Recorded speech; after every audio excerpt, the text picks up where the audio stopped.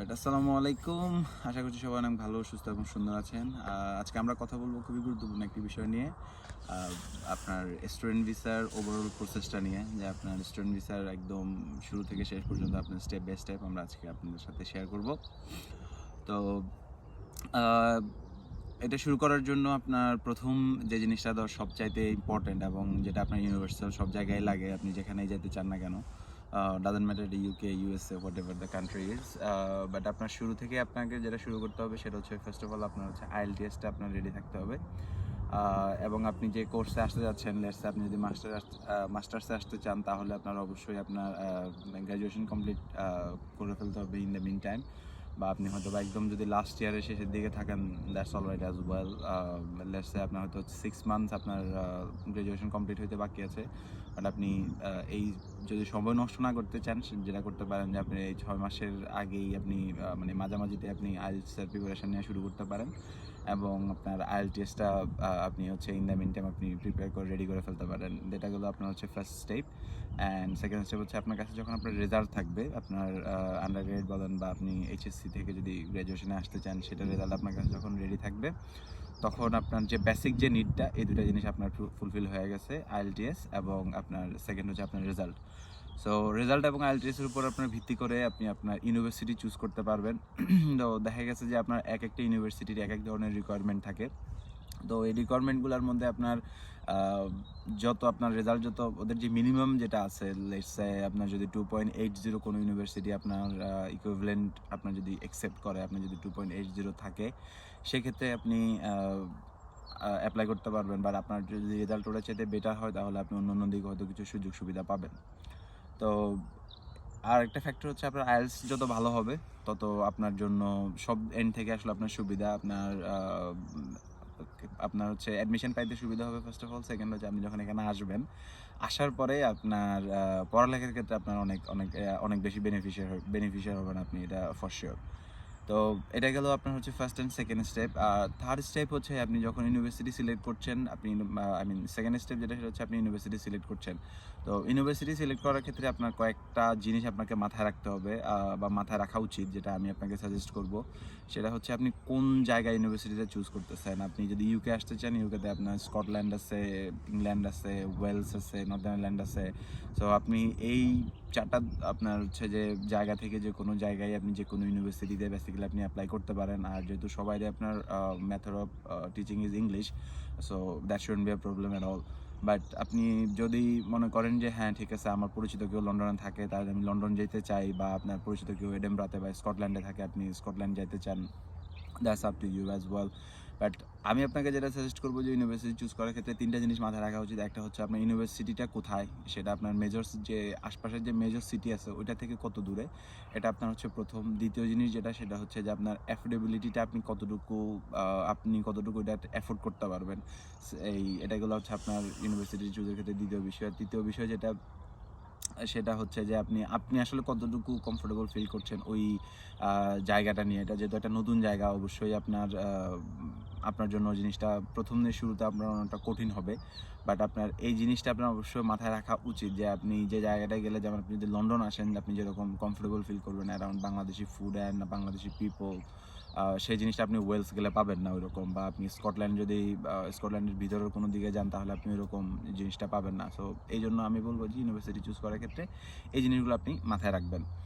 তো আপনার second step is done, which is আপনি ইউনিভার্সিটি সিলেক্ট করে ফেলেছেন। ইউনিভার্সিটি সিলেক্ট করার পরে আপনি ইউনিভার্সিটিতে অ্যাপ্লাই করবেন। অ্যাপ্লাই করার পরে ওনারা আপনাকে একটা কন্ডিশনাল অফার লেটার আপনাকে ওনারা দিবে। সো কন্ডিশনাল অফার লেটারের কন্ডিশনগুলো কী কী থাকে? কন্ডিশনাল অফার লেটারে যদি আপনার ইউনিভার্সিটি যদি আপনার ইন্টারভিউ নিয়ে থাকে, তাহলে ওই ইন্টারভিউটা আপনার হচ্ছে যে বেসিক্যালি আনকন্ডিশনাল অফার লেটারের পরে হবে। আর আপনার হচ্ছে পেমেন্ট থেকে শুরু করে যেসব বিষয়গুলো আছে, এগুলো যখন আপনার ইউনিভার্সিটি পুরোপুরি আপনার থেকে পেয়ে যাবে, তখন আপনাকে ওনারা যেটা দেবে সেটা হচ্ছে আনকন্ডিশনাল অফার লেটার। সো আপনি যখন আপনার কন্ডিশনাল অফার লেটারটা পেয়ে গেছেন, তার মানে আপনি হচ্ছে যে এনরোলমেন্টের ক্ষেত্রে আরেক পা আপনি আগায় গেলেন, এনরোলমেন্টের ক্ষেত্রে আপনি আরেকটু আগায় গেলেন। ওয়েল, তো এটার পরে হচ্ছে আপনার মেইন যে বাংলাদেশের জন্য অন্য যে সকল কাজগুলো আছে সেগুলো আপনার শুরু হবে। সেগুলো কি কি? সেগুলো হচ্ছে আপনি যখনই আনকন্ডিশনাল অফার লেটার পেয়ে গেছেন, ব্যাংক স্টেটমেন্টটা রেডি করে ফেলেন। ব্যাংক স্টেটমেন্ট যদি আপনার রেডি থাকে, অ্যাজ ইন মানে আপনাকে যে স্পন্সর করবে বা আপনার মা বাবা হোয়াটএভার যেই আপনাকে স্পন্সর করুক না কেন, তার নামে আপনার যদি ব্যাংক স্টেটমেন্ট থাকে ফার্স্ট ব্লাড, তাহলে আপনার সেটা অবশ্যই অ্যাকসেপ্টেবল। বাট আপনার যদি মনে করেন মামা বা চাচা করে, সেক্ষেত্রে এটা একটু ডিফিকাল্ট। সো চেষ্টা করবেন যে হয়তো আপনার নামে যে স্টুডেন্ট বা যে অ্যাপ্লিকেন্ট তার নামে আপনার অ্যাকাউন্টটা করা, অথবা আপনার হচ্ছে যে ফার্স্ট ব্লাড যারা আছে, লেটস সে মামা, এই আপনার হচ্ছে বাবা অথবা মা, এই ধরনের আপনার হচ্ছে যে কারো নামে এফডিআর অথবা আপনার আপনার নর্মাল ব্যাংক স্টেটমেন্ট। তো ব্যাংক স্টেটমেন্টে কী কী থাকতে হয়? ব্যাংক স্টেটমেন্টে থাকতে হয় হচ্ছে আপনার আপনি যে টাকাটা আপনার লাগবে for 9 months of living expense সেটা। এখন আপনি যখন আসতেছেন সেই অনুযায়ী ওয়েবসাইট চেক করে দেখেন। ওয়েবসাইট চেক করলে আপনি গুগলে যে সার্চ করলেই হবে যে লিভিং এক্সপেন্স ইন লন্ডন।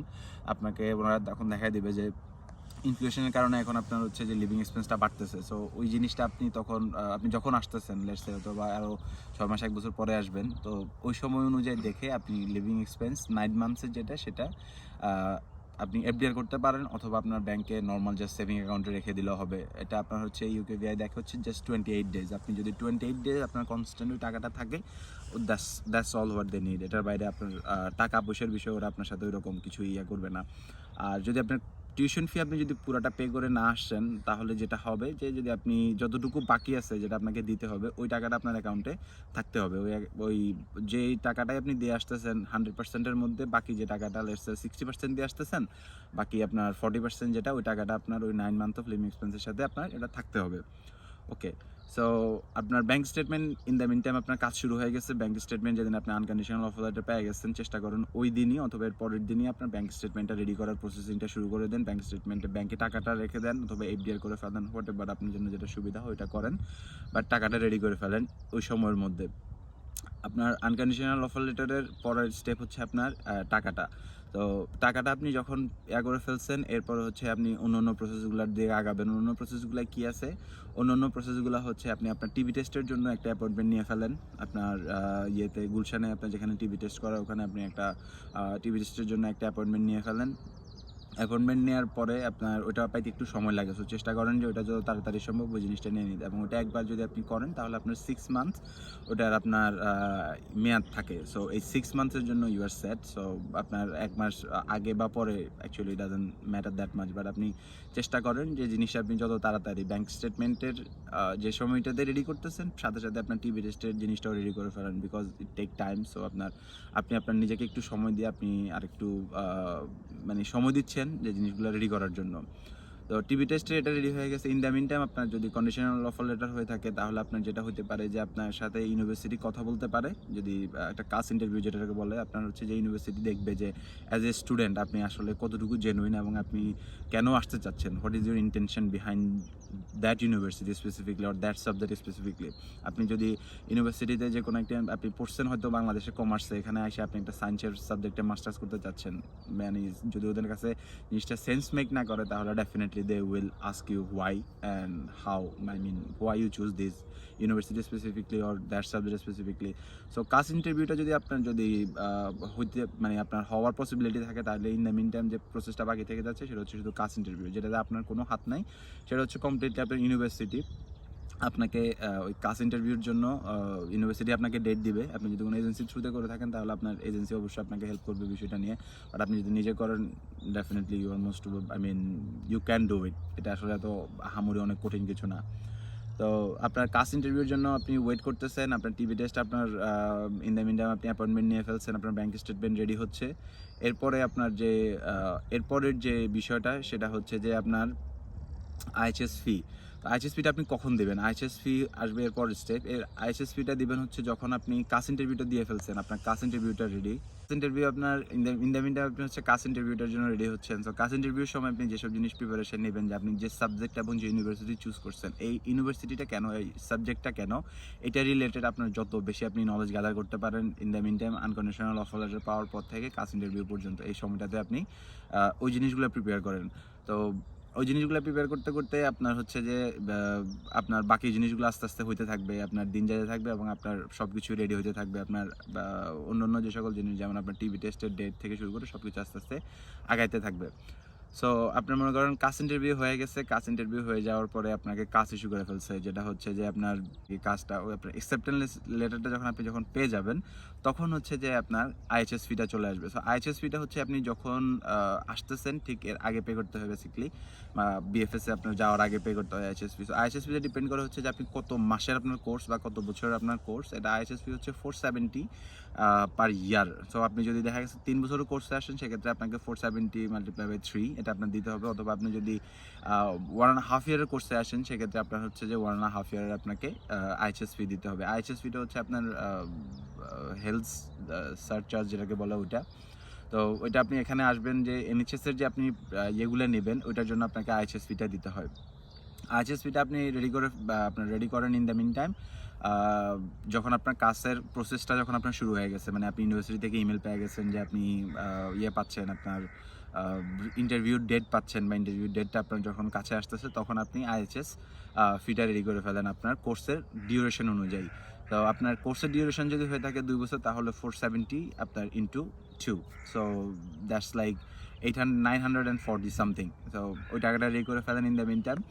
এরপরে হচ্ছে যে আপনার যখন আপনি আইএইচএস ফিটা আপনার রেডি, তখন আপনি যখন কাজটা পেয়ে গেছেন, আপনি যখন কনফার্মেশন পেয়ে গেছেন অ্যাপ্লিকেশন আপনার অ্যাডমিশনের জন্য, তখন আপনি হচ্ছে যে আইএইচএস ফিটা আপনি পে করবেন। আইএইচএস ফি আপনি বাংলাদেশ থেকে দিতে পারেন, এখান থেকে দিতে পারেন, যার যেভাবে সুবিধা হয় সে সেভাবে আইএইচএস ফি দিতে পারেন। It's not a big issue. এটা আপনার এজেন্সিগুলোর কাছে গেলে এগুলোকে আপনার অনেক কমপ্লিকেটেড করে ওরা, বাট এগুলো আসলে কোনোটাই এত কমপ্লিকেটেড কিছু না। সব স্টেপ বাই স্টেপ আপনি দেখতে পারবেন, আপনি করতে পারবেন, খুবই ইজি। তো আইএইচএস ফি আপনার রেডি হয়ে গেল। আইএইচএস ফি রেডি হলে আপনার কাজের ইন দ্য মিনটাইম আপনি হচ্ছে কাজটা পেয়ে গেলেন। কাজ পাওয়ার পরে আপনি আইএইচএসপি দিবেন। আইএইচএসপি দেওয়ার পরে আপনার হচ্ছে যে বিএফএসে আপনি হচ্ছে ইয়ে নেবেন, অ্যাপয়েন্টমেন্ট নেবেন। সরি, বিএফএসে অ্যাপয়েন্টমেন্ট আপনি আসলে চাইলে মধ্যখানেও নিতে পারেন। যদি আপনার আইএইচএসপি রেডি থাকে, তাহলে আপনি যেটা করতে পারেন যে বিএফএস এর অনেক ক্ষেত্রে যেটা হয়, যেমন আমার ক্ষেত্রে যেটা হয়েছে, আমাদের ক্ষেত্রে যে সেটা হচ্ছে আমরা প্রায় 1 মাসের আপনার গ্যাপে আমরা হচ্ছে আপনার ইয়ে পাইছি, এই আপনার বিএফএস এর ডেট পাইছি। অনেক সময় যেটা বিএফএস এ যদি মানুষ অনেক বেশি, আপনার অ্যাপ্লিক্যান্ট যদি অনেক বেশি থাকে, সেক্ষেত্রে আপনার ডেট পাইতে একটু টাইম লাগে। সো বিএফএসটা আপনি যেটা করতে পারেন যে কাজ পাওয়ার পরেই আপনি বিএফএস এর ডেটটাও আপনি নিয়ে নিতে পারেন। বিএফএস আপনার পেপার জমা দেওয়ার যে বিষয়গুলো আছে, সেগুলো আপনি ডেট নিয়ে নিতে পারেন। তো ওই ডেটটা নেওয়ার পরে আপনার ডেটটা নেওয়ার পরে আপনি যখন লাস্টের দিকে যাচ্ছেন, তখন আপনি আইএইচএসপি দিতে পারেন। IHSP is completely up to you. আপনি চাইলে আপনার কাজ পাওয়ার ঠিক পর দিয়ে ফেলতে পারেন, অথবা চাইলে যেদিন আপনার বিএফএসে যাচ্ছেন ঠিক এর 1 ঘন্টা আগেও আপনি যাই দিয়ে, মানে আপনি কনফার্মেশনটা জাস্ট প্রিন্ট আউট করে ওদের কাছে নিয়ে গেলেই হবে। That's all what they care. এটার বাইরে ওরা আসলে কিছুই কেয়ার করে না। আপনি কখন দিলেন না দিলেন সম্পূর্ণই আপনার উপরে। আইএসএসপিটা দিবেন। এরপর হচ্ছে আপনি বিএফএসে আপনার অ্যাপয়েন্টমেন্ট ডেট নিয়ে বিএফএসে যায় আপনি বিএফএসে আপনার সব ধরনের পেপারস জমা দেবেন। পেপারস যা যা লাগবে এগুলো নিয়ে আমরা একটা ভিডিও করব। সো স্টে টিউন ওইটার জন্য। আপনার কী ধরনের পেপার, কী ধরনের অ্যাপ্লিকেন্টের জন্য কী ধরনের পেপার আপনার প্রয়োজন হয়, এটা আমরা আপনাদের সাথে শেয়ার করব অন্য একটা ভিডিওতে। আর আপনার বিএফএসে আপনি যাওয়ার সময় যে সকল পেপার নেবেন, সেগুলোর মধ্যে আপনার কী থাকবে, ওইটা আমরা আরও বিস্তারিত আলোচনা করব অবশ্যই। তো ওইটার জন্য অবশ্যই স্টে টিউন। আর হচ্ছে যে আপনার মোটামুটি এই হচ্ছে আপনার প্রসেস। এই 4-5টা আপনার একদম সিম্পল প্রসেস। আপনার এগুলা আপনি হচ্ছে যে জাস্ট ফোকাস রাখলেই আপনি দেখবেন যে আপনার মোটামুটি অ্যাপ্লিকেশন এইভাবেই আপনার অ্যাপ্লিকেশনের আগায়, বা এইভাবে আপনার অ্যাপ্লিকেশনের স্টেপ বাই স্টেপ আপনার কাজ করে ইউকের ক্ষেত্রে। তো জাস্ট টু রিক্যাপ, যেটা সেটা হচ্ছে যে আপনার আইএলটিএস এবং আপনার গ্র্যাজুয়েশন অথবা আপনি এইচএসসি যেটাই আপনি করতেছেন সেটার রেজাল্ট, এই দুই জিনিস আপনার হাতে থাকা উচিত আপনি ইউনিভার্সিটি চুজ করার আগে। সেকেন্ড হচ্ছে আপনি ইউনিভার্সিটি চুজ করার ক্ষেত্রে আপনার সমস্যা, মানে কী ধরনের জিনিস খেয়াল রাখা উচিত, সেটা আমি আপনাদেরকে বললাম। 3 নাম্বার সেটা হচ্ছে যে আপনার টিবি টেস্টের জন্য আপনার অ্যাপয়েন্টমেন্ট নেওয়া। 4 নাম্বার হচ্ছে আপনার ব্যাংক স্টেটমেন্ট রেডি করা। আর 5 নাম্বার হচ্ছে আপনার বিএফএস এর জন্য আপনার নেওয়া, ওদের অ্যাপয়েন্টমেন্ট নেওয়া, বিএফএসে অ্যাপয়েন্টমেন্ট নেওয়া, যেখানে আপনি কাগজপত্র জমা দেবেন। সো এই কাগজপত্র জমা দেওয়ার জন্য এটা হচ্ছে আপনার শেষ আপনার কাজ। এরপরে আপনি হচ্ছে যে জাস্ট পাসপোর্ট কালেকশন করবেন, বা এরপরে যেগুলো সেগুলো। So nothing is complicated. Just আপনার এজেন্সিতে যা কথা শুনে ওনাদের মাথা ঘুরে ফেলবেন না। সব কিছু very simple, very easy, very straight. This is how it works. কাগজপত্রের ভিডিওর জন্য অবশ্যই সাবস্ক্রাইব করবেন। ভালো থাকবেন সবাই, সুস্থ থাকবেন, সুন্দর থাকবেন। আসসালামু আলাইকুম।